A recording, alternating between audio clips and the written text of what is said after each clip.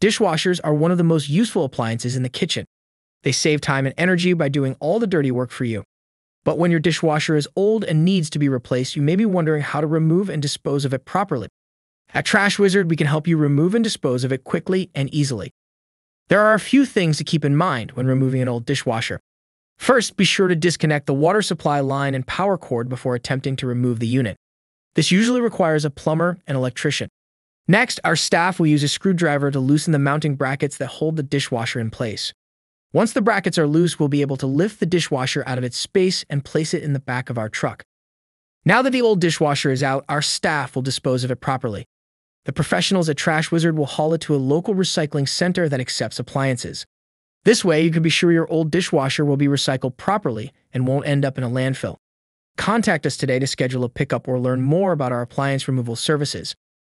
Thanks for watching and have a great day.